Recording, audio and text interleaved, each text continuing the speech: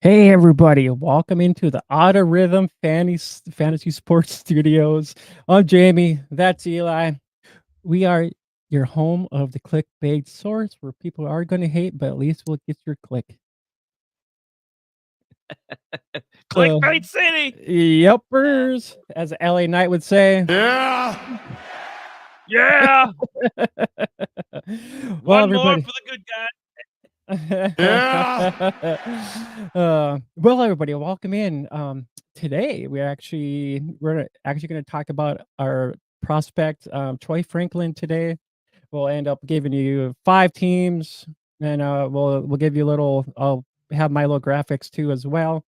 And so we're pretty much going to talk about Troy Franklin. We'll give you 5 teams where we think is suitable, and we'll just kind of give it from. We'll kind of go from there, and we'll give our our comments on if we think it's a good fit, not fit.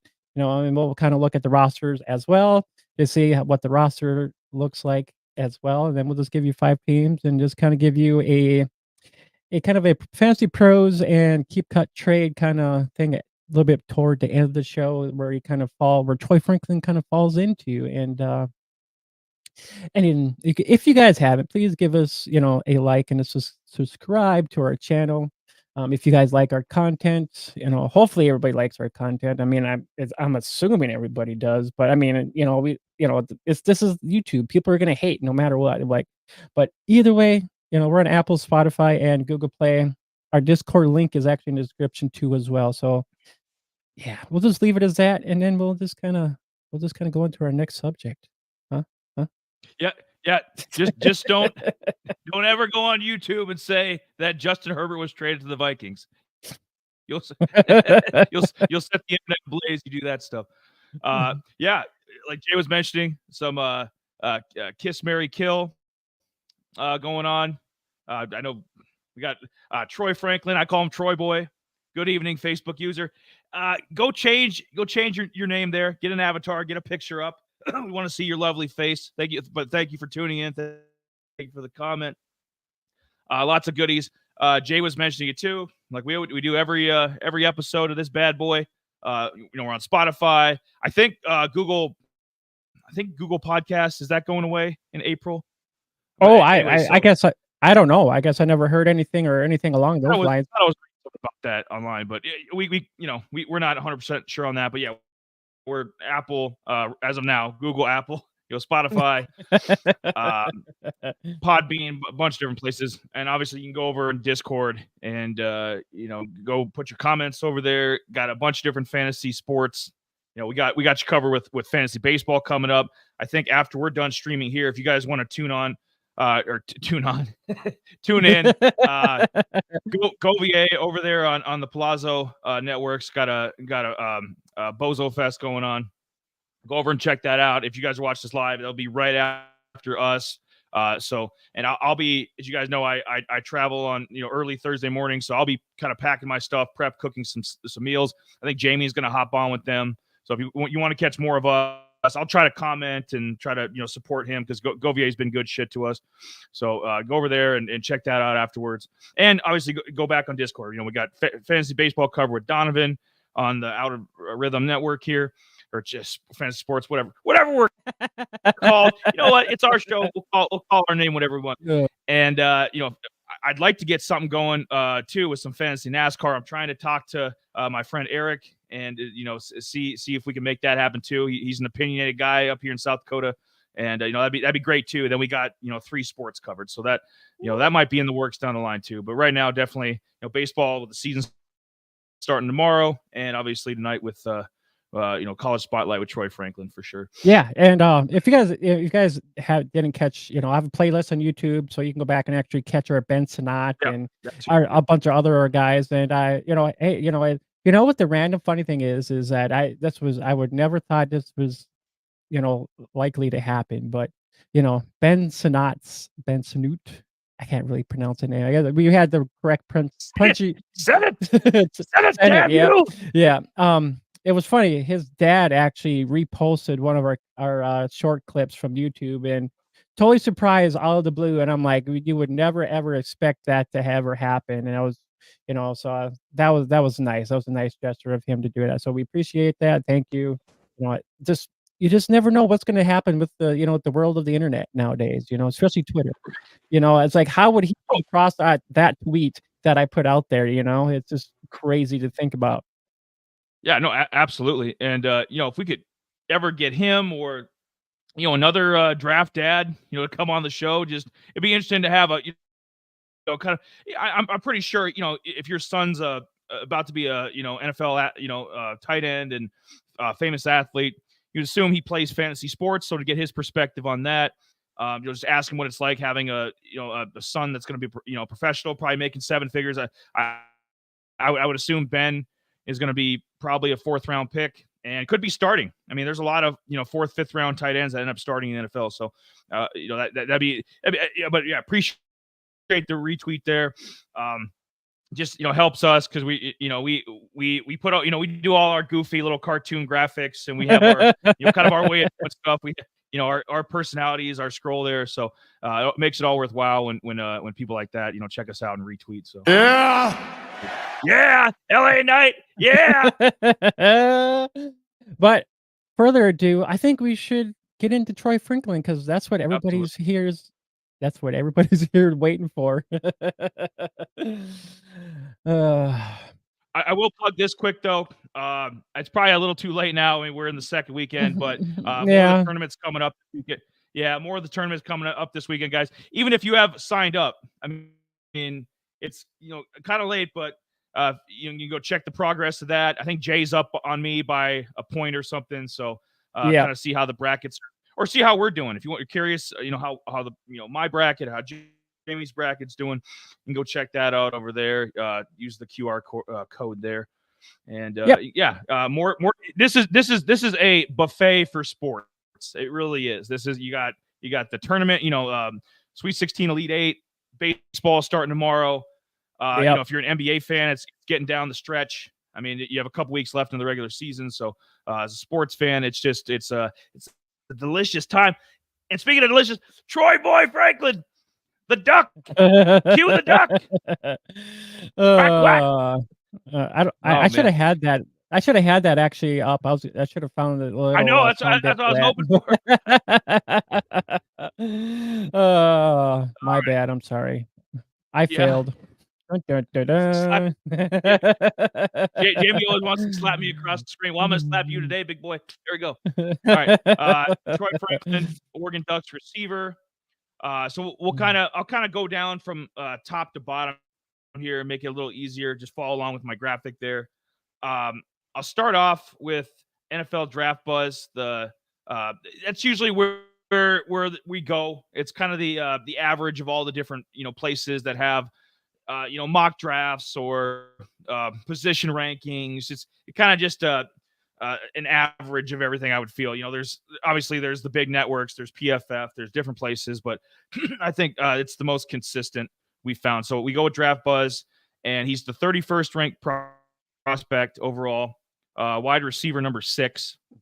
So that would kind of fall. I mean, maybe. I mean, when I get into my 5 teams, I mean, maybe that's where he'll be. Is like super late, Chiefs area first round. If the Chiefs want to get adventurous, take a receiver, or early to mid second round.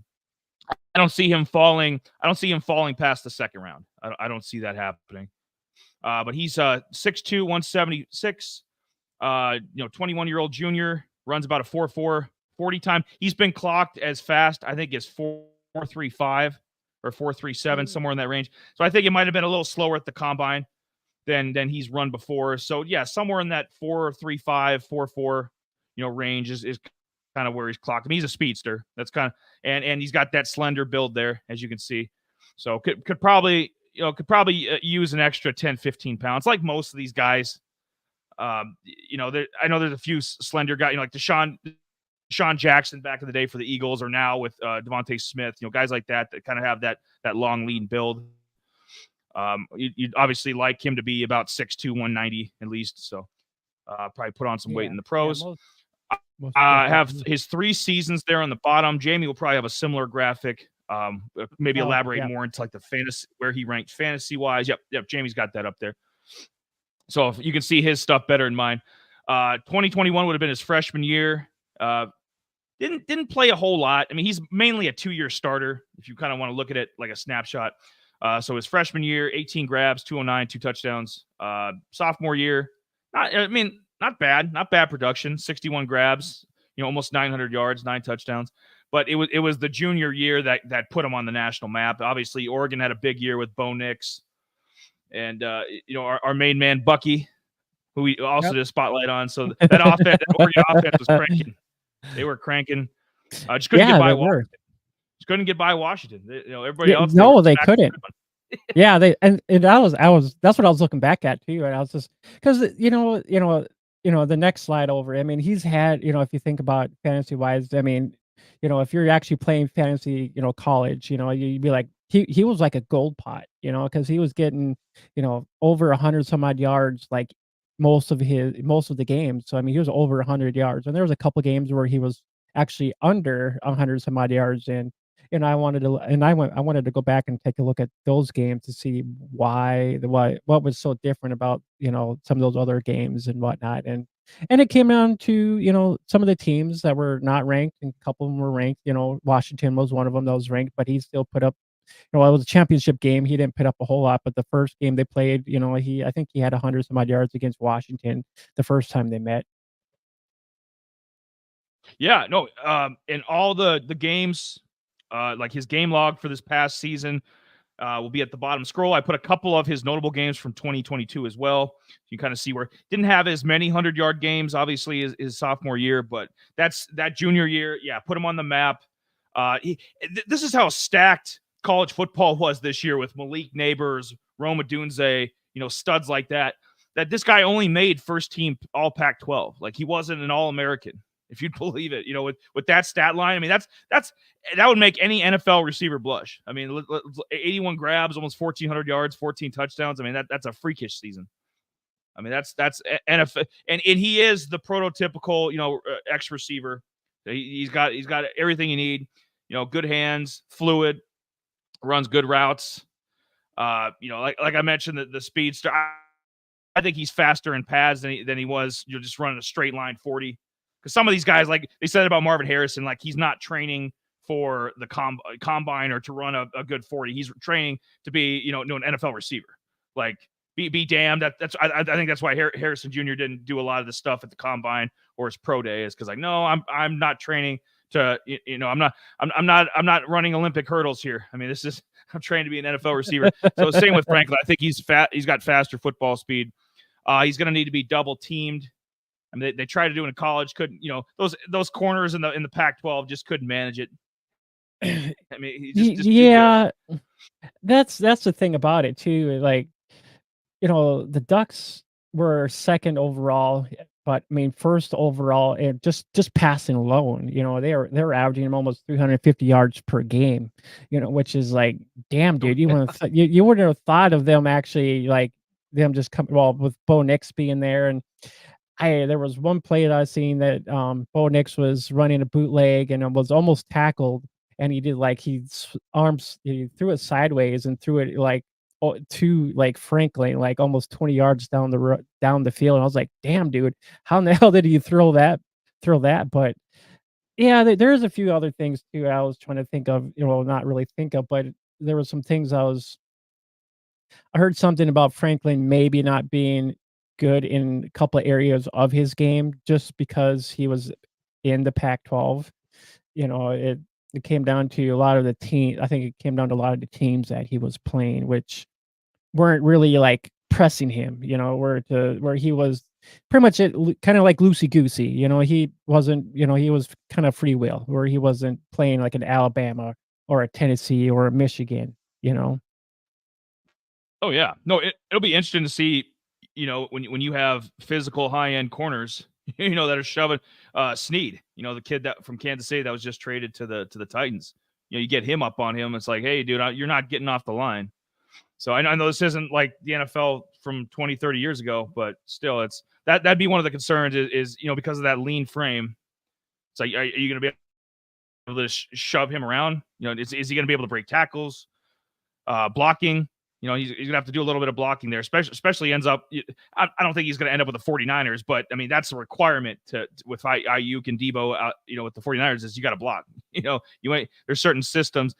You ain't gonna get away with that. So, but yeah, I'll give the comp range while I have this up. I would say, and this is based on a bunch of different factors: height, weight, college weight into what could be NFL weight. Because I'm assuming he's gonna pack on a little bit of muscle. He's gonna have to.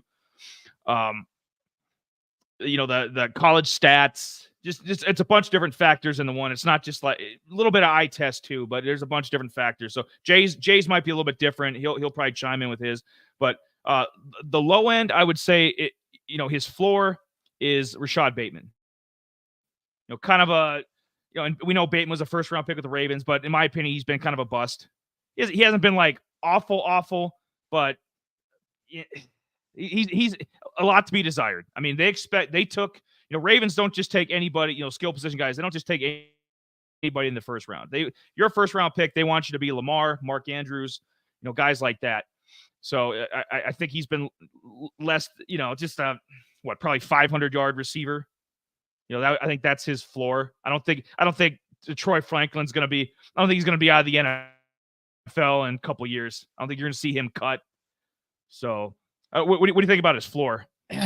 Well, the funny thing is, because I was like, well, I was trying to think of a guy who, I mean, who he could be kind of compared to, and I mean, I was thinking in the back of my mind, Jalen Hyatt, because pretty much his only ex receiver, Tennessee, he had Hooker down there, and pretty much deep threat kind of guy and whatnot. And then I was trying to find some good comparison. And the funny crazy thing is when I actually went to look at Draft Buzz, the three guys that they actually had was Jalen Hyatt, freaking Bateman, and I can't remember the other one, but I'm like, oh, you have to be freaking kidding me. You have this guy comped to these to these guys. And I'm like, I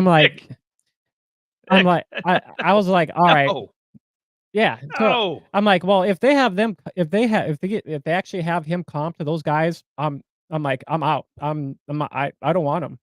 I'm just like, because Bateman. Why in a rookie Jay in a dynasty rookie draft, why the hell are you going to take this, overvalue him if he's going to be a 400 or 500-yard receiver, at his peak? Like that's, kind of be a third receiver. Facebook user Hyatt. Jalen Hyatt from the Giants, formerly of the Tennessee Vols. Yep. I don't know if that was a question, but that's what I said to Hyatt. Really? Like that's too low of a floor. I mean, Troy Franklin's going to be easily top 50 pick. Maybe as high as top 35 pick. So I don't see. Yeah, he's way better than Jalen Hyatt. I know Hyatt put up some good stats with Tennessee in college, but no, he's he's way better than him. The other guy was Terrence Marshall. I'm like, oh God. I'm like, well, I don't see. Yeah, and that's what blew my mind, because I'm like, well, hey, if they're going to compare Troy Franklin to these guys, why even take the risk on actually taking him, taking him on your team or dynasty or anything like that? Why would you want to do that for if he's going to be at like pretty much a wide receiver 3 or 4? Exactly. Why would you want a caliber guy like that? Yeah, pretty much. Terrence, I know Terrence had a good LSU career. And maybe because he was a playmaker in college, like Troy Franklin, or high points the ball, all the kind of the metrics, I test. No, Terrence Marshall is a number. He's with the worst team in football, and he's like a 3 or 4 receiver. And he's had ample opportunities to pass. Last year, I know he's on the roster anymore, but DJ Chark, he's had ample opportunities to pass him on the depth chart. Can't beat out 85-year-old Adam Thielen. Jonathan Mingo as a rookie was better. Terrence Marshall to me is just keep him on the waivers. Just stay. He's good enough to be on. Keep him on the waiver wire. Middle tier quick. I'll get to my ceiling. Middle tier. You know what? I don't think this is a little bit different body type. Calvin Ridley's a little more. Has a little more muscle, a little more build, but he's a couple inches shorter. But I think Calvin Ridley is kind of the middle ground like kind of the most likely. Just I think with like stat wise, I think being Ridley at his peak with Atlanta, I think he had what a probably a 1,300-yard season, maybe 14, like peaked like 1 year, like had a monster year. The rest of his career's either he's been hurt, missed the year, or like last year with Jacksonville was like a borderline 1,000-yard receiver, like not good enough to be a Pro Bowler, but just a solid good year. Being probably a receiver too. I think that's kind of the where I don't know where you fall in with like his most likely area. I don't know if you have somebody different or thoughts I on Calvin Ridley being the middle ground.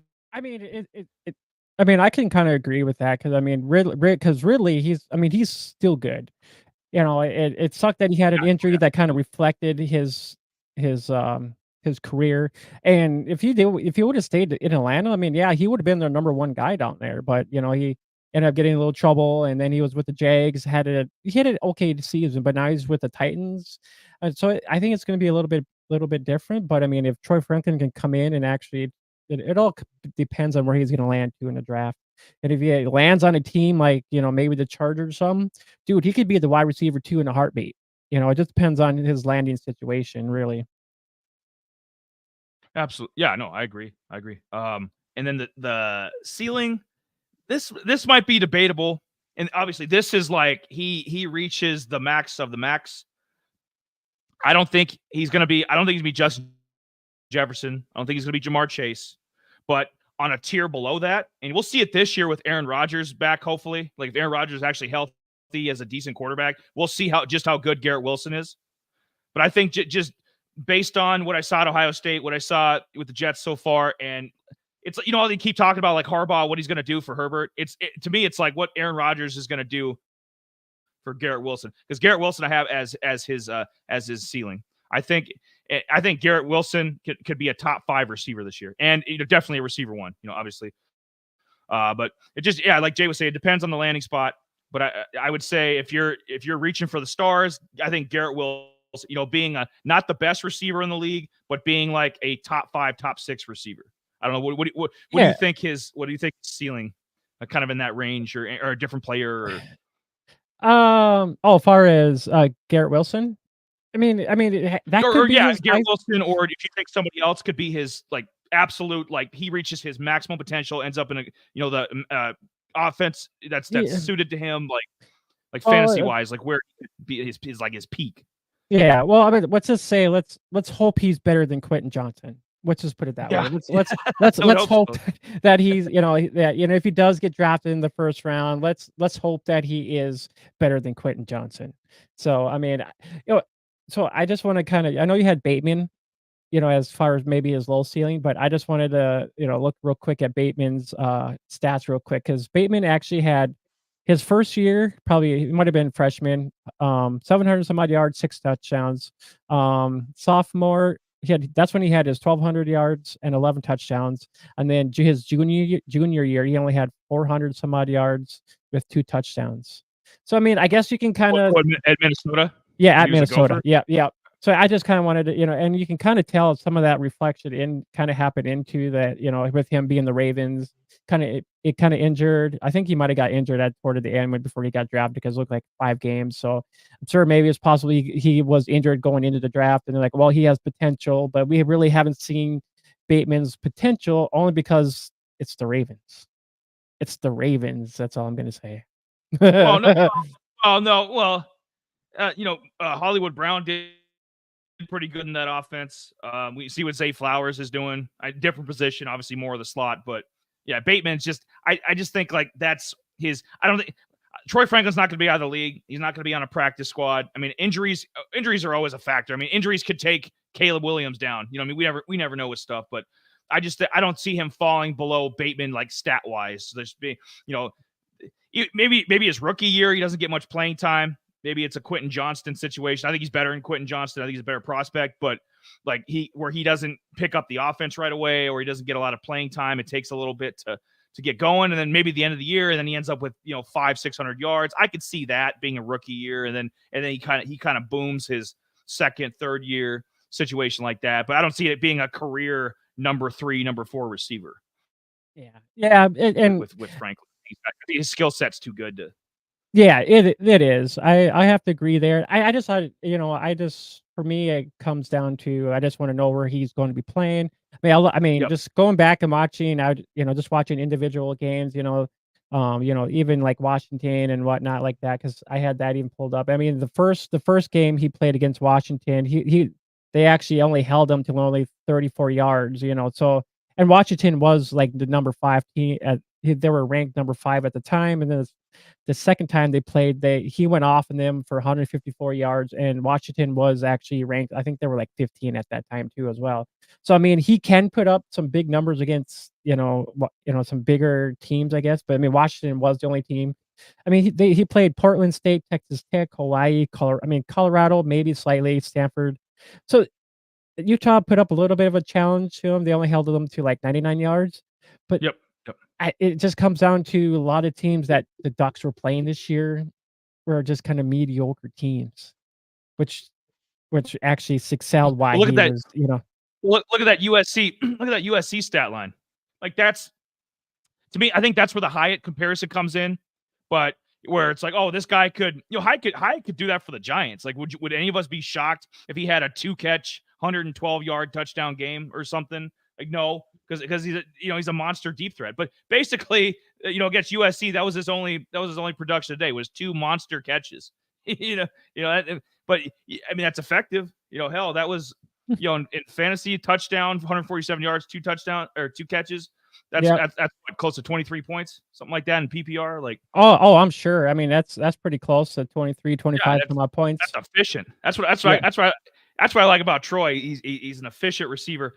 Do you want to talk about his kind of the bottom of the graphic, kind of the fantasy points for a second, or do you want to move I on to the Yeah, teams? I mean, it doesn't really. I mean, if you look at his targets, 114 targets, and that right there, you can just look at, a lot of if a guy's getting a lot of targets, he's damn well their number one guy there. And I was looking, and that was almost 17% of he was kind of getting 17% of the target shares there. So you can kind of give or take that, he was Number their one main receiver. guy. Yep. Yeah. Number And if you want to really break it down, each game, that was about almost 8 targets per game that he was kinda getting, give or take with all the games he was playing target-wise, so on average, almost 8 targets. I mean, that's quite a bit, almost double digits. I mean, that's almost kinda getting into, almost CeeDee Lamb and, Justin Jefferson kind of, targets a game, you know what I mean? Well, yeah. No, and those are the elite of the elite. I mean, those are top 5 NFL receivers. So yeah, it'd be interesting to see. I love the 800-yard games. Like I said, this wasn't where he popped a couple weeks, and like some of these guys we've done spotlights on, they've been inconsistent. They'll be like, some of these receivers will have 152 yards, and the next game it'll be 3 catches, 30 yards, or just pedestrian kind of numbers. Troy pretty much all year. He kind of shit the bed in the Pac-12 title game there against Washington. 4 catches, 34 yards, but for the most part, yeah, you could bank if you had him on your college fantasy team, you could bank on him every week. Basically, 100 yards, touchdown. Yeah, Every and I'll bring up some of those a little bit later after we kind of get through the teams, and I'll have a few more things where he kind of landed, in the Pac-12 and national wise, and I'll pull up his kind of general tier of where he's actually kind of going. We'll kind of say, well, we like those, or he's actually better than these guys, so we'll kind of pull that up toward the end too as well. So yeah, let's get into the 5 teams. But hey, everybody, welcome into if you're just tuning into, we're actually just gonna get into the 5 teams of what we think that could be as good suitable for Troy. Yes. And this is based a lot on the projection, like where. Whoopsies. Oh, God. Oh, we're back. The Panthers are on this list again. Oh no. What? Yeah. What? Yeah. God, why? Why do you always have to put the Panthers on here? Why? I guess this is a running joke that we always gotta have to put the Panthers on here. But just Yeah. wait, somebody will say, Where are the Eagles? Why ain't the Eagles on here?" Yeah, I heard a lot of. Well, obviously the damn Eagles don't need anybody. You got AJ Brown's kind of unhappy, but whatever. They'll patch things up with him. But you got Eagles. Now when he said that comment a couple weeks ago about the Eagles running back situation, that was valid. And possibly a tight end. I wouldn't mind them getting somebody better to back up Dallas Goedert. But anyway, let's get back on topic. Let's talk about some of the 5 teams Troy could be landing with. Troy boy, number 1, you know what? Because he's a West Coast guy. Lost Hollywood Brown. Michael Wilson. He's probably a number 3 receiver. It's just going down like the Cardinals depth chart. Greg Dortch. No, maybe a number 4 on a good team. Maybe a number 4. Like they just have a lot of just kind of guys. Any better weapons for Kyler? Let's just be honest here. I think Rondale. I think they traded Rondale. Yeah, so he's a Rondale Falcon. Moore is not with them anymore. They haven't really had it. They haven't had like Hollywood Brown was good, but they haven't had a number 1 receiver since DeAndre Hopkins. When DeAndre was kind of still in his prime 5 years ago or so, 4 or 5 years ago. They haven't had a number 1 receiver. Cardinals at pick 35. This would make a lot of sense. If they end up trading back, because there's been talk that Vikings or another team might want to jump up to number 4. That's what they're picking at in the first round. I think they have the 4th pick. So the Cardinals could definitely move down and then not take Harrison Jr., Neighbors, Odunze, one of those kind of guys. So maybe they wait till the 2nd round at pick 35. They take Troy Franklin. What are your thoughts on the Cardinals maybe taking him and being like the top destination? Yeah, just looking at their roster right now, Daniel Arias, Andre Balaka. And I mean, this bunch of guys, Chris Moore, Zach Pascal. Who the hell? Yeah. I think he's been around for a while. Jeff Smith. Honestly, if you think about it, Michael Wilson is probably their best bet coming in, for probably their number 1 guy right now. I mean, it depends on who they draft. So, I'd probably consider Michael Wilson their number one guy right now for just getting targets in general. Even though he was a rookie last year, he kind of had some spurts. We talked about him a little bit, but I think Michael Wilson, unless they get a guy like Franklin coming in, Wilson could be right now. Wilson will be the number 1 guy. So it comes down, if they do draft him, Wilson would be the number 2 guy in this situation. And that's it. They need some help. But the rest of these guys, I don't like. They got, Rondale Moore, he's a Falcon now. So they kind of washed house with a lot of guys. They have a bunch of needs. I would say they're one of the 5 worst rosters in the entire league. It's Panthers, Giants, Patriots, Cardinals, and then take your pick of the 5th team. But yeah, they need a bunch of help. Donovan. Yes. Take me out to the ball game, big boy. He would he would look good in green.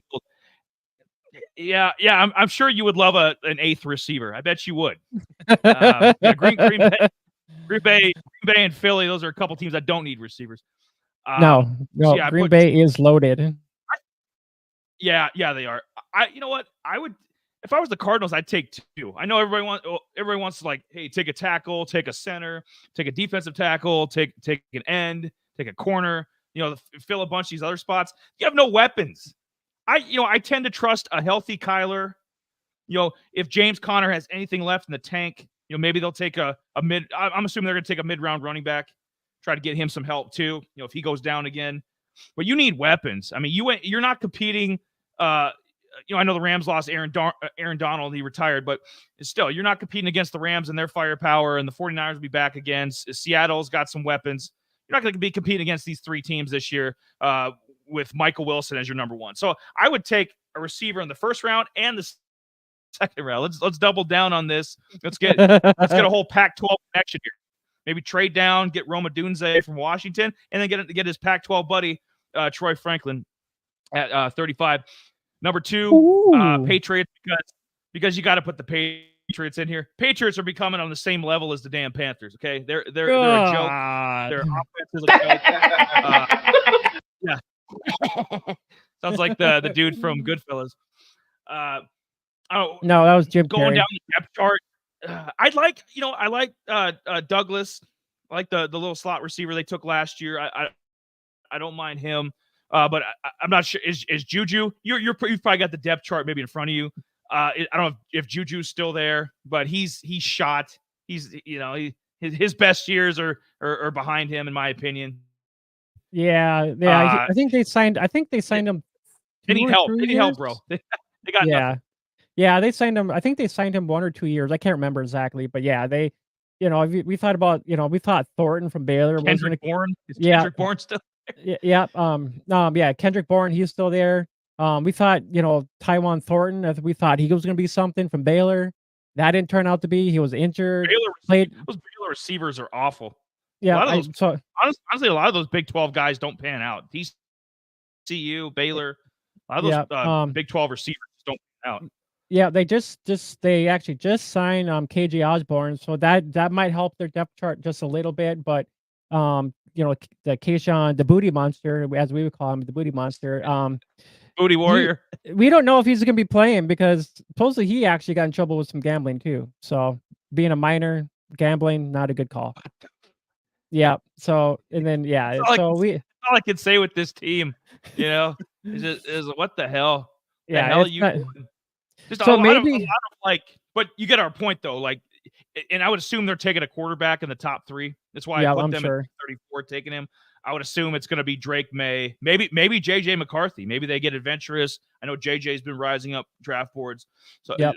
I would assume one of those two. I don't think Jaden Daniels would do well in cold weather up there. So I think it'll be Drake May Yeah, I JJ guess, Daniels at just 3. had But his no, go ahead. Daniel just had I was just saying Daniels just had his pro day, and they'll actually re-air that tonight, so I'm actually might try to catch a little bit of that, Yeah, so absolutely.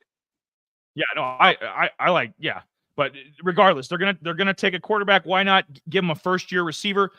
Kind of similar to I know he came a year later than Burrow, but kind of Burrow and Chase. They kind of almost came in together. They played LSU together.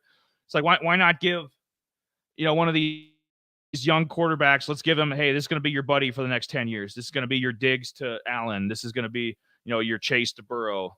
Before he left, Kirk Cousins, Jefferson to Cousins, kind of thing. So they need a lot of help.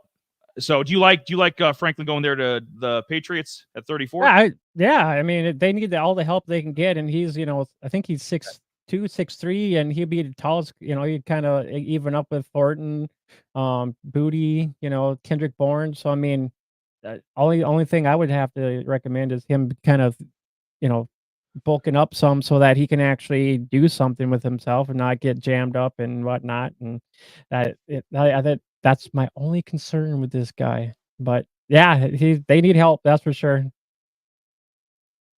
I think that, yeah, because they took a guy years ago. Nobody probably remembers him. Maybe a few fantasy nuts, but it was Chad. Was it Chad Jackson? Not I Chad Johnson, but they had a guy they took in the second round years ago. The Patriots. It was during their heyday with Brady and Belichick and those guys, and he was a total bust. So hmm, I don't know. Maybe the interesting. Patriots. Maybe they just screw people up. Maybe a booty. Maybe the next team, Kansas City, Andy Reid would be able to utilize him a little bit better. I put the Chiefs at 3 at pick 32 because there's been rumors that they like him. A couple different outlets have had him going there. I would assume though they're going to take a safe pick. I mean, being the champs, I would assume they're going to take an offensive lineman or defensive lineman, just kind of take the who's ever kind of best player on the board situation. So I don't know if they're going to get that adventurous with Troy Franklin, but I think that'd be another great spot. That'd give them another cheap weapon to go. They just signed Hollywood Brown, I think, to a 1-year deal.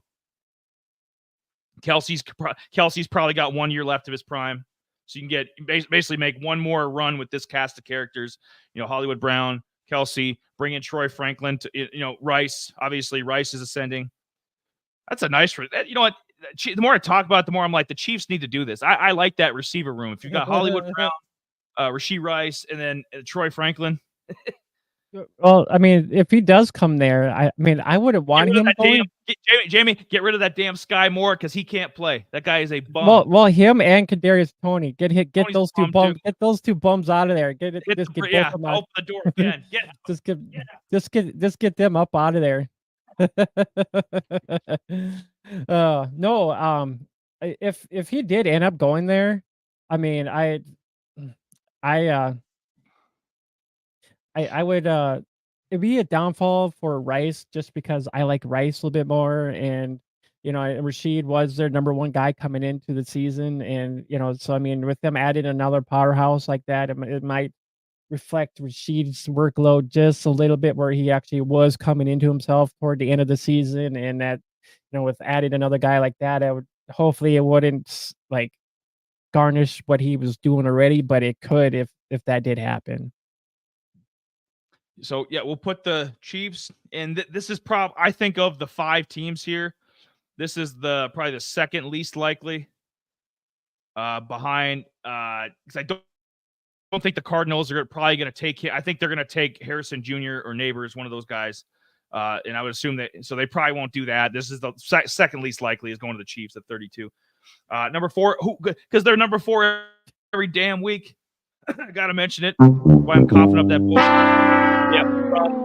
Yeah, I'll give them 2. I'll get 2 shots are better than 1. Double thumbs down on the Carolina Panthers. Junk. Dave Canales. I don't care who they brought in. I think they just signed. I think I just saw today they signed somebody to a 2-year deal. I think they what's it? The pass rusher. What the hell was his name? Clowney. Oh, I yeah, think they just signed Clowney? Clowney to do a 2-year deal. The clown So face? he's just taking their money. It's going to be a Von Miller situation where he's just basically stealing $10 million a year from these guys. Not going to play. I saw Or that. play selective downs. Just come in, I do saw his that. thing, get a couple sacks. I'm like, but why would he give his gig up with the Ravens? I mean, shit. Got a good thing going over there. Yeah, I was just like, dude. Probably trying to cash in one more time. Ravens were probably going to give him, probably 2 years, 10 million, 12 million or something. Like, hey, sign a just a 1-year deal. He's like, well, 2 years, Panthers. Okay. I saw that. That's all he'll be doing, Jay. He's just collecting the paycheck along with the rest of these guys. Troy Franklin would help, obviously.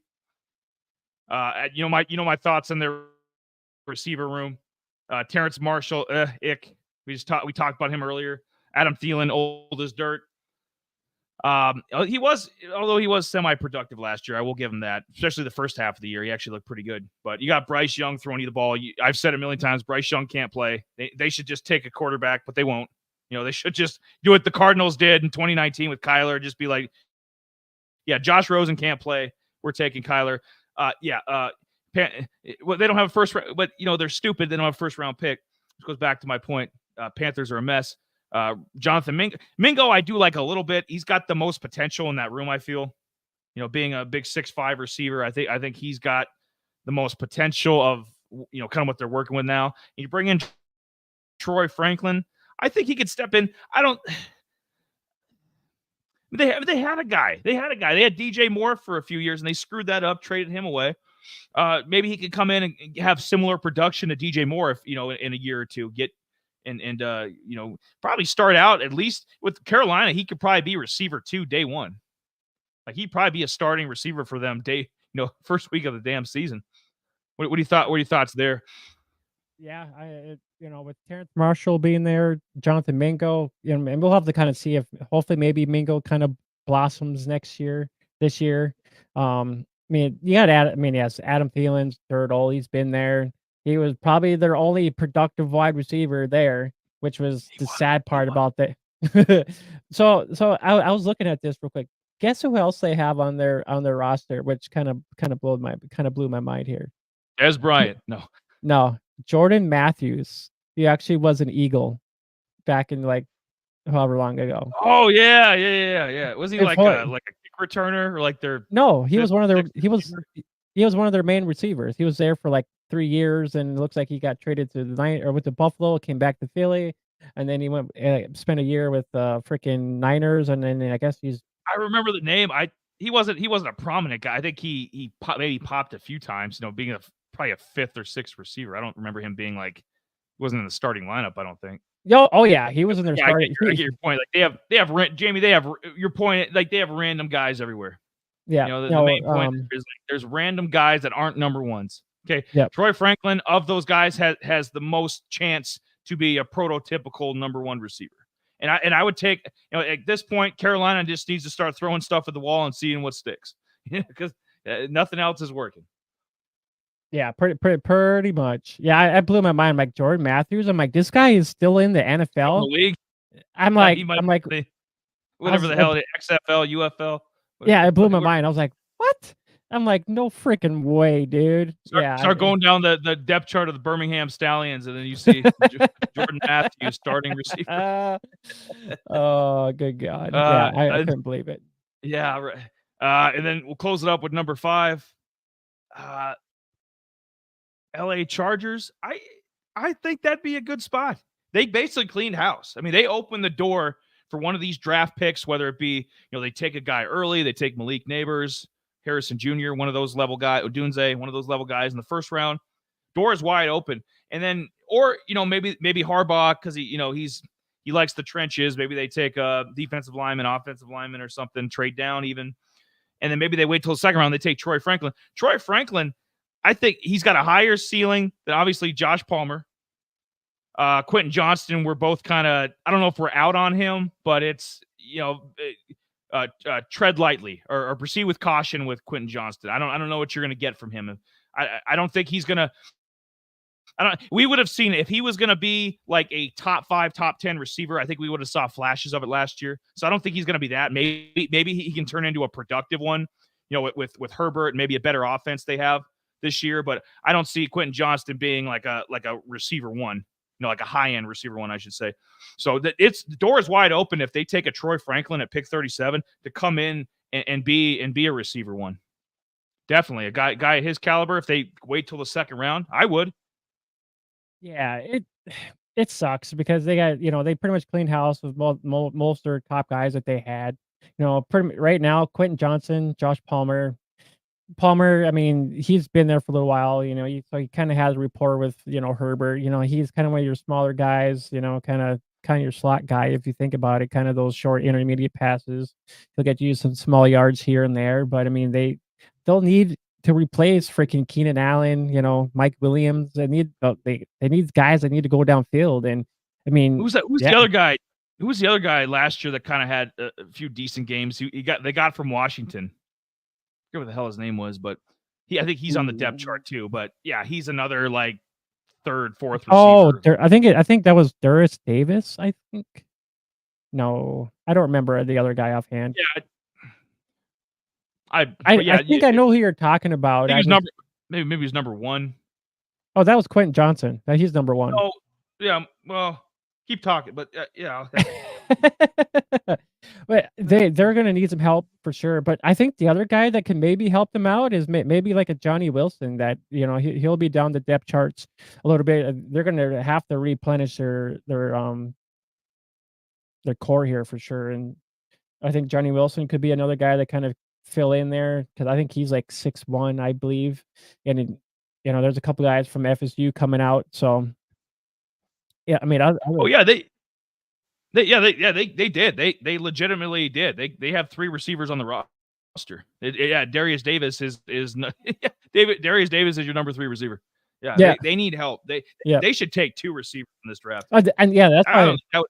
yeah, and that's why I but They should be like the damn Cardinals and just double down. Be like, yeah. hey, it's kind of out of character for Harbaugh, but first, second round, we're taking Malik Neighbors, then we're taking Troy Franklin. We're taking 2 college studs. We're taking probably the 2 best fantasy receivers from the last year in college, and we're gonna start both of them. Oh, The hell with Palmer, the hell with Johnston. Johnny Wilson isn't Johnny Wilson's 6'7". 6'7". Nice, Be playing nice. basketball. Yeah, right? That's I'll not, or be put on and be a tight end or something. That's a big boy. He's probably lying, he's fibbing. I think he's like 6'1" or 6'2", somewhere in there. He's not that tall. Come on now. But yeah, other than that, yeah, they need all kinds of help. That's why I was like, "Well, shit." I mean, well, there's quite a few guys in here. I mean, hell, I mean, why not take a Javon Baker? I mean, that would totally help out that team, So I mean, there's quite a Oh few yeah, guys that absolutely. Mid rounds. could Yep. yeah. Oh yeah, most definitely. And I think Baker could help this team out too. I mean, he's a speedster. I mean, he's good. We covered him already, so he would actually help out this team because more than likely he'll probably fall in too. So I mean, he'd be a good guy in the middle of a draft to actually get for this team too. So I mean, I think there will be some guys for this team that I think they will need to. And the other thing too is they'll need running backs too. I mean, Gus Edwards, Spiller, Isaiah Dotson, come on now. There's no one here on this team that really is eye popping we want for fantasy.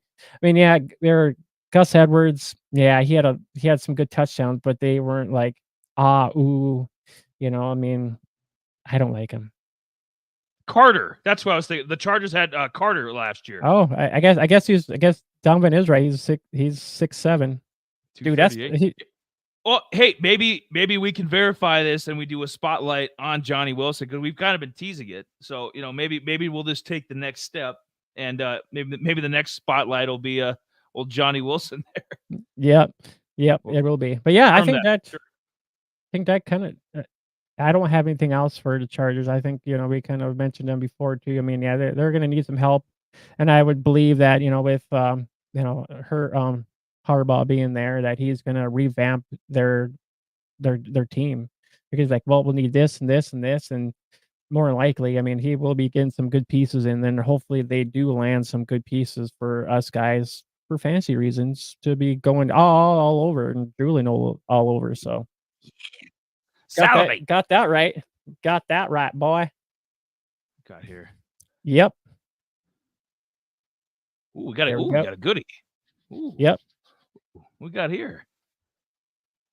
Well, this here is that, I mean, since we're talking about, Troy Franklin, where he's gonna land, you can kind of see where keep trade cut kind of lands on him, and then where actually Fantasy Pros actually has Troy Franklin. So, a lot of us are kind of like we already talked about his talents and stuff like that. Franklin, he's good at the only thing I have on him is like, where is he?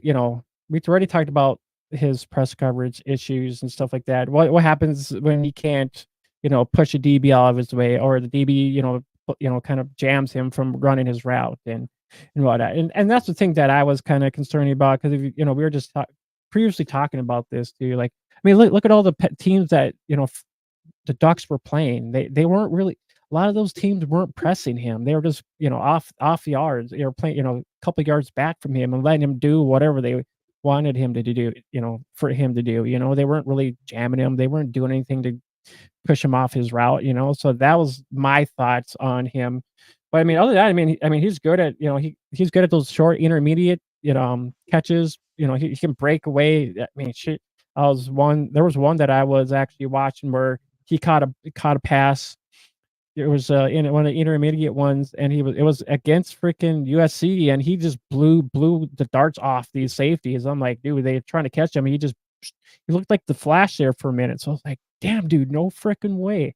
But I mean, that looked good when he was, So I mean, he's got that speed for him to actually hit the home run, which is a good thing for us because for a deep receiver like him, we want things like that. So I mean, those are some of the things that I kind of wanted to kind of overview quick. And he's good at those 50-50 balls. So I mean, height wise, you know, the other thing a little bit too is, if when he does make these amazing catches, kind of his feet work a little bit, So I mean, at college they're always lenient on just 1 foot down for these highlight catches, So I mean, the other thing is too is it's going to be coming down to actually, 2 feet down and whatnot to make some highlight reels, and I'm sure he will make some highlight catches this year too. So don't count that out for sure. But other than that, those are some of the few things that I had. Other than that, he's good at that, short, slants. He can actually pick up chunk yards too, but, other than that here, well, what are your thoughts on some of these first let's do keep trade cut. You can see where he's a lot of us, are just kind of our own opinions. They got, Troy Franklin in the top 50, right around Romeo Dobbs. Then you got Ladd McConkey, Jerry Jeudy, Keaton Cole, Jawan Dotson, and Marvin Mims. So those were kind of, your top 50-ish guys kind of in that tier. Then I don't remember what tier that was. Right. I'll tell you what I'll do here. Of these 7 guys, I'm gonna keep 3. I'm gonna trade 2, and I'm gonna cut 2. There you go. It's on the spot. It's on the spot. He's got that Qdoba cup there. He's holding out on me. Probably had a nice burrito there. Maybe some tortilla chips. No, I actually had myself a bowl. I actually had a chicken bowl. It was, dude. You're making me getting the rumbles in my tummy. So I'm gonna keep 3 of these guys. Obviously, my boy Troy Boy, keep him. I'm going to keep Keon Coleman, couple rookies here, and then you know what? I'm gonna keep. He's got to think. Dun dun dun dun dun dun dun dun dun dun I'm dun. gonna go 3 rookies here. I'm gonna keep Lad McConkey. You know what? Because I think he's got potential. We haven't covered him at all. But I think he could kind of be like a Hunter Renfrow. I know Renfro's fallen off the last couple years with the Raiders, but Renfro didn't he have 100 catches? You know, I think it was 2021, 2022. I forget, but like Renfro was very productive for a couple years with the Raiders there, Yep. and I know he's with a different team now, but that's kind of my comp. Just looking at him, and Lad McConkey reminds me a lot of Hunter Renfro. But so I'll keep those 3 guys. I'm going to trade Romeo Dobbs because I don't know. You know, there's so many weapons in Green Bay. There's so many receivers. I don't know where he falls in. He could be receiver 2 or he could be receiver 5. You just don't know with this guy because I swear they trade him out. Yep. You know, Jaden Reed's going to pop. One week it's going to be Christian Watson. One week, you know, they just and they're so deep. So I'm going to trade him while he's still got some great value, and then I'm also going to trade Dotson from Washington as well because he's another guy like he's got some name value because of his Penn State days, and then obviously you know, being with Washington a couple years. Curtis Samuel's not with them anymore, so maybe he moves up. Maybe he moves up the depth chart a little bit. He's never going to be Terry McLaurin at all, but maybe he could be a solid number 3. I'm assuming they'll probably take somebody too. So maybe Dotson could either be a low end 2 or a high receiver 3. And then I'm going to cut Marvin Mims. Not a fan. I haven't seen anything so far in his career that. And I know he's a young guy. I get it, but I haven't seen anything so far that's like, wow, he's with more targets, more playing time. With Jerry Jeudy being gone, he's gonna pop. He's gonna take that next step. I don't see it. And the guy he's replacing, basically Jerry Jeudy, who was a complete bust. I mean, he's like Bateman. He was touted being this great prospect, this first round guy. He's never lived up to it. Browns probably overpaid for him too. Brown's doing Brown things, shocking. And, yeah, I'll cut Jeudy. Any thoughts on any of that or any? No, I mean, I guess from what I heard, Jeudy and Mims were the same player. I'm like, yeah, I can get that. Basically, I mean, yeah, and I mean, for you trading Dobbs and Dotson, I mean, yeah, I mean, I can kind of see it. I mean, Dotson kind of had some flashes his first year, and then kind of fell off, and we'll have to see what the rebound for this year is. Yeah, and I guess for the 3 rookies, I mean, I mean, I'd take a risk with them too. I mean, McConkey, yeah, I mean, yeah, we haven't covered him yet, but I mean, I think he's got some talent there too, and we haven't really got into Coleman. Oh, I forgot the E. My spelling. Oh God. But yeah, I think you put quarterbacks there too instead of receivers. It's oh, God. okay. It's part of our charm on this. It's part of the charm on this channel.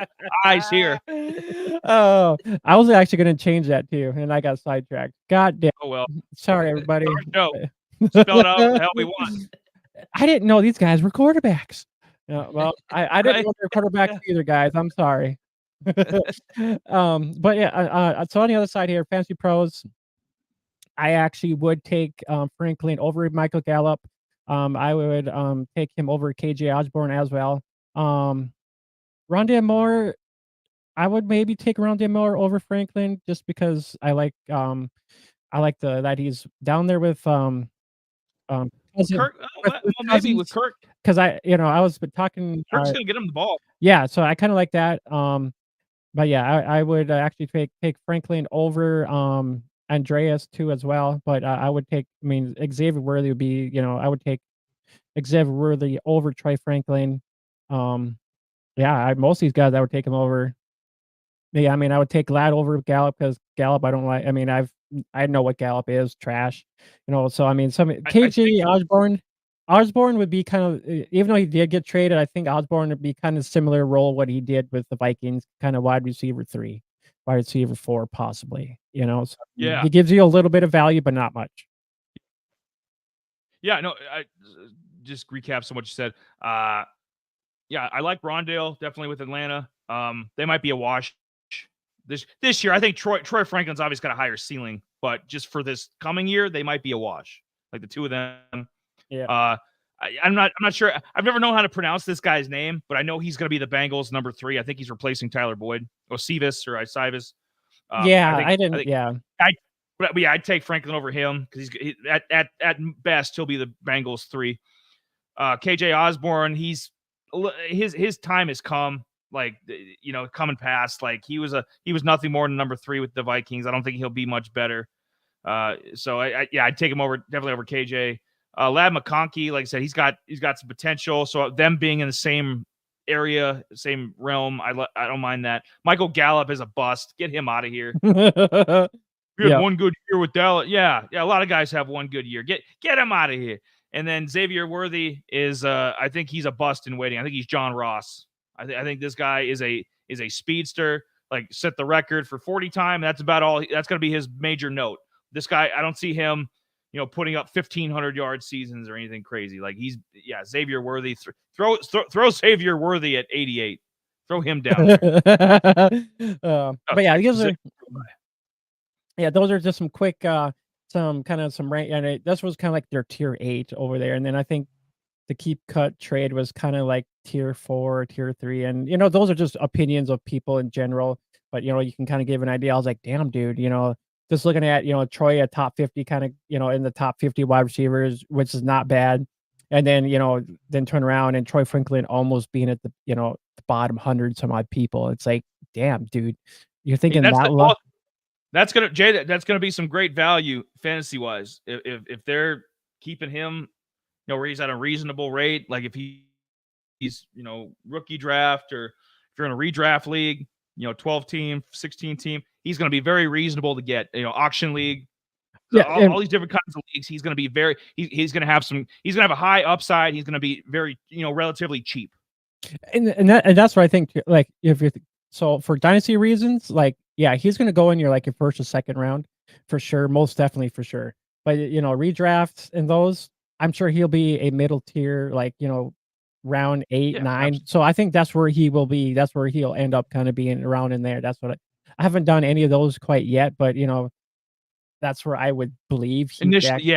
We'll dive into that more in the summertime. As it gets closer to the season with that stuff. But yeah, just my initial impressions. Like he's gonna have some value. He's gonna be easy. I would say easy, cheap to get. And he's got a super high ceiling. Now, if he lived up to that, we don't know. Because Bateman had a high ceiling. Other guys have had high ceilings that didn't pan out. Xavier Worthy, everybody's on his dick because he ran a 4.21. Well, and that's what I was thinking too. I'm like, Xavier Worthy. I mean, he might have run, but we kind of Texas, dude. I didn't hook 'em horns. I didn't see anything at Texas that I thought Adonai Mitchell was better. Adonai Mitchell's going to be a better NFL receiver. It's just everybody's over Worthy now because of his speed. And they might have your beloved Cowboys taking him in the second round. No. What is it with this team? They wasted value and money on Gallup, and now they're going to do it again with Worthy. The Cowboys can't help themselves. And then they're going to overpay Dak too. They're going to overpay Dak Prescott. They're saying something crazy like that this man next year he wants close to $60 million. Are you crazy? Are you out of your damn mind? Hey Dallas, the goddamn team. You're gonna need a bunch of the second round, third, fourth round labor. The whole team. Hey Dallas, if you're listening, let's take Troy Franklin. Take Troy Franklin over Xavier Worthy. Please. No, I heard that the Dallas probably won't be re-signing Dak for next year because there's no contract extension. So let's pray. Let's play. Yeah. So that'd be positive for us. Hey, let's go for Shedeur Sanders, Dallas Cowboys. No, just kidding. Don't. Oops, I just said that. No, just kidding. Let's get that going. Hey, let's get that graphic made up. Let's get a Shedeur graphic made up. Dallas Cowboy instead of the Colorado Buffaloes helmet, we'll get the Cowboy. We'll get the star on it. So this is where he fell in for Pac-12 for fantasy. As you can see, number 2, right behind, the aforementioned Roma Dunze. I think they'd be great teammates. Let's hook it up. Let's look it up. Chargers. Let's hook it up. Cardinals. Yeah, Patriots. Right. Patriots. Damn right. Let's do it. Yeah, this just gives you guys a small overview. I mean, for a lot of you guys who are playing fantasy for if you're into college fantasy, you kind of got an idea what, 114 some odd 114 some odd targets, 1,300 yards. I mean, fantasy wise, I mean, that guy's gold.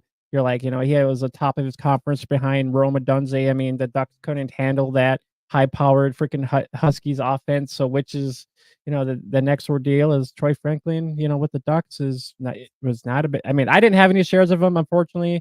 I wish I did, but I mean, I had Marvin Harrison, for my shares for him during the college season this year.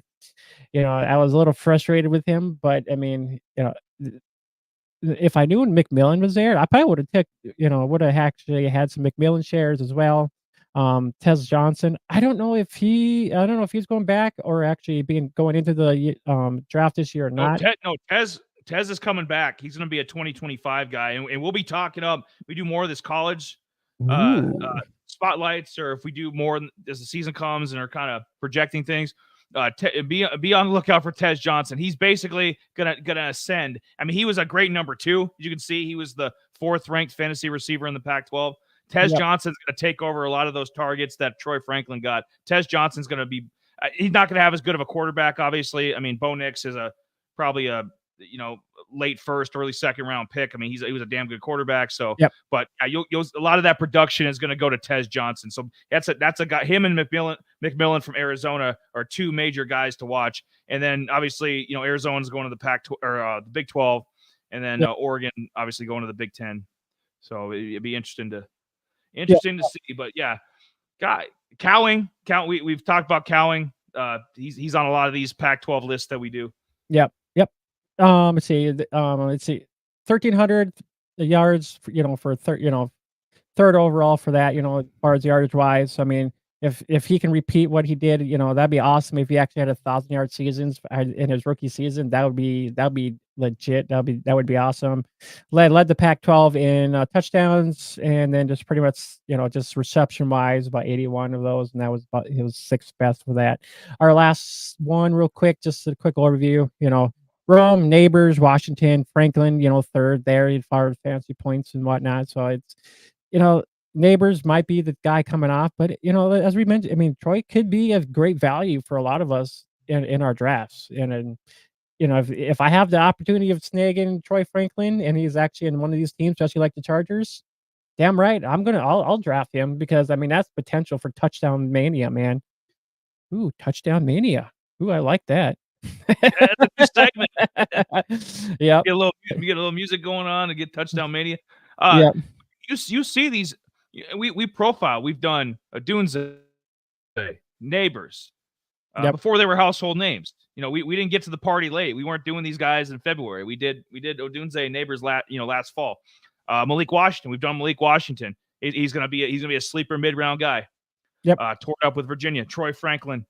Yeah, this is the days of having random guys, because we used to see this 15-20 years ago. You'd have a random guy from a small school, some guy from I don't know, Rice or Delaware. There'd be some random school, and the guy would have these monster fantasy numbers or the 1,600 yards receiving or crazy touchdown, and then he ends up not being drafted or just being a late round guy that you never hear about. Now you have one underclassman McMillan who's going to be a pretty high pick next year in 2025, and then you got 4 guys that are going to go at least in the first 4 rounds. So the days of having random guys popping and having monster years and being NFL prospects, I think those are kind of over. You're going to see all these guys having monster college seasons, and a lot of it's going to translate to the next level, and that's that's kind of why we do these spotlights, and that's why Jay brings up the fantasy numbers, because it's a good gauge of okay, they tore it up in college at this level, and a lot of these bigger conferences, before the Pac-12 exploded, the Pac-12 was arguably the best conference in football this year. So Troy was going up against stiff competition. Whether the defense was great or not, that's debatable. But these offenses were all high powered, and it was just a fun time to watch. So, Yeah, I have to yeah, agree. he was the 4th rated fantasy receiver in college football. What more do I need to say? Right? I mean, you're seeing this, you're like, yeah, I mean, he's up there with the guys like Neighbors and freaking, I'm trying to think of the other guy too from, LSU. I think there was another guy, I can't remember, but there was a but just a bunch of other guys out there, you know. What's his name? He's, I think it's not Johnson, I can't think of his name. Brian Jr., whatever his name. Brian Tompkins. Brian Thomas Jr. from Yep, LSU. yep, Yep. you know, so I mean, I think he was up there pretty close too, somewhere up in there. I mean, he had some good, fantasy points too, as well as what neighbors did, you know. So, these are just reflections of like, well, maybe it's possible this guy can, I mean, maybe not his first rookie year that he actually puts up like, 300 some odd points. Maybe it's like 100 and something just because he's getting, inclined to the offense and stuff like that. Maybe he has like 2 or 3 touchdowns his first year. Then maybe something happens where next year he's a 1,000-yard receiver with, 8, 9 touchdowns or something, you know? So, I mean, it gives you a good outlook and perspective on a lot of these guys too. I mean, there's a bunch of other guys that into, like, these Devy leagues, and they're already, like, scouting like, other people, and, guys like you and I were just now kinda talking like, "Oh, we know about this guy, like, a long time ago," but it's like it's a little bit different, everybody's gonna have their perks of wanting, Devy leagues and whatnot. I mean, don't get me wrong, Devy leagues are probably something that's kinda interesting, but way too much work for me, and then I'll just kinda take it year to year. That's my perspective on this. Yeah, yeah. We work full-time jobs here. Yeah. We ain't got time for all that nonsense.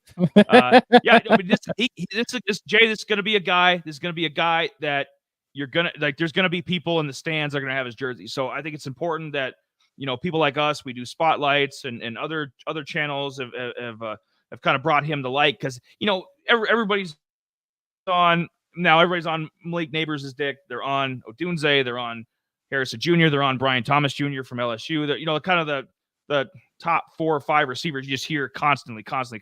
And I think Franklin's on the national scene too, but he just doesn't get talked about as much. And I hope we do that. If we end up doing Johnny Wilson next in our next spotlight, we can kind of show that because how many 6'7" receivers? I mean, I think I think the Bills had Scott Chandler back in the day, but he might have been a tight end. But I'm trying to think of like 6'7" receivers. They just Yeah, don't I don't know. exist. Yeah, I know. I don't even know myself. Yeah, I'm not They sure. usually don't get any bigger than 6'5". So that'd be crazy. Let's still have to, if we end up, doing Johnny Wilson next.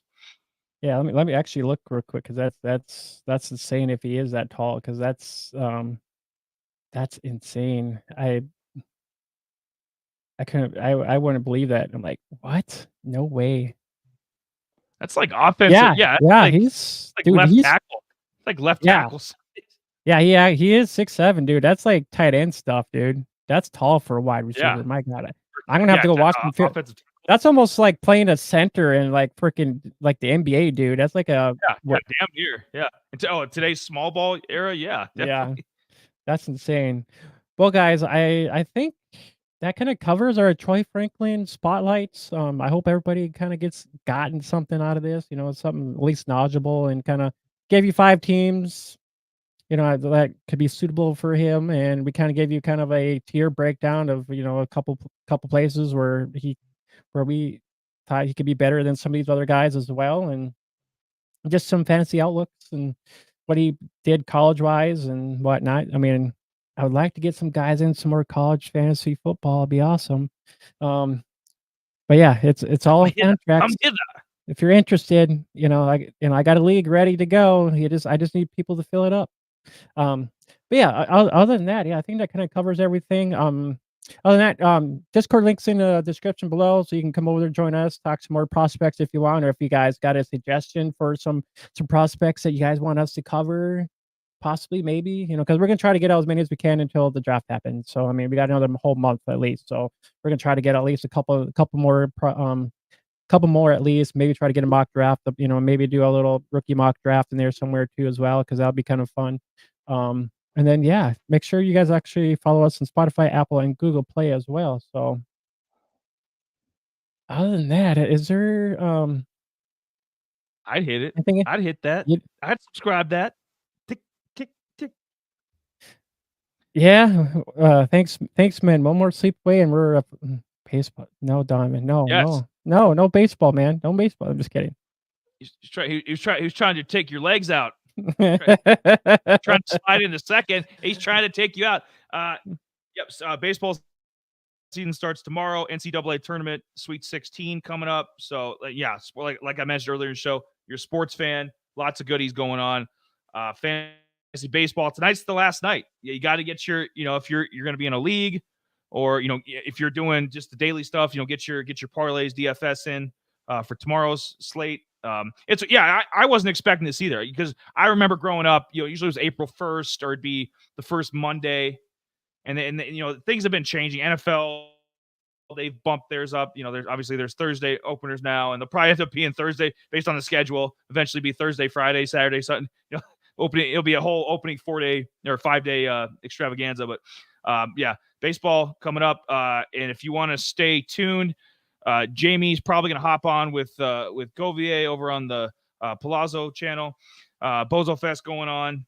And I'll probably be, I'll definitely have the computer up, and I'll try to comment as well and kind of support Govier over there.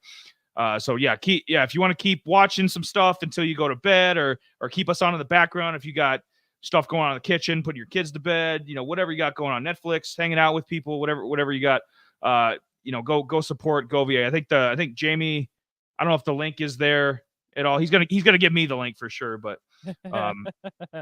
It's just I don't know if we can. Palazzo Podcast on YouTube. That's it. Palazzo Podcast on YouTube. So yep, for sure. Follow us. So you can just soldier on over there. Just all right, guys, we're gonna get up out of here. I'm Jamie. That's Eli. Thanks for watching. Next Wednesday, probably, possibly. Just follow me on Auto Rhythm Fat to know who we are covering next, and it might be Johnny Wilson. So stay tuned, everyone. All right, we'll catch you guys later. Peace.